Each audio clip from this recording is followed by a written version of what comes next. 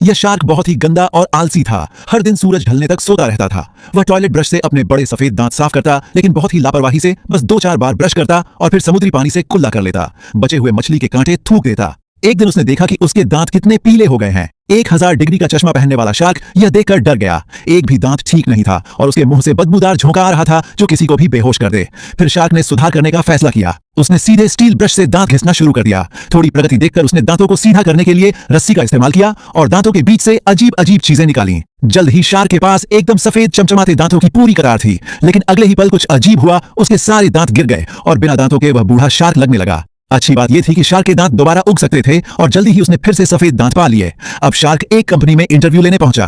पहला उम्मीदवार था एक छोटा कुत्ता। शार्क ने उसे बुलाया और खुशी से मेज पर थपथपाया। लेकिन पपी शार्क की बुद्धि 20 से भी कम थी। वह समझ बैठा कि खाने का समय हो गया है और लगभग शार्क को ही खा जाता। दूसरा उम्मीदवार था एक मोटा हरा शार्क। वह दरवाजे से ही ऐसा घुसा कि शार्क को 1 मिलियन का नुकसान हो गया और उसकी कांच जैसी नाजुक भावनाएं टूटने वाली थीं। लेकिन वह मोटा हरा शार्क हर काम में माहिर निकला। 10 साल काम करके भी वह कीमत चुका देगा। तीसरा उम्मीदवार था दागदार शार्क, जो बहुत डरावना लग रहा था। शार्क ने जैसे ही उसे नमस्ते कहा, वो और भी डरावना हो गया। शार्क को लगा कि अब तो मुश्किल में फंस गया है, लेकिन तभी दागदार शार्क ने खुद ही हाथ मिलाने के लिए हाथ आगे बढ़ा दिया। ये अजीबोगरीब इंटरव्यू आखिरकार खत्म हुआ।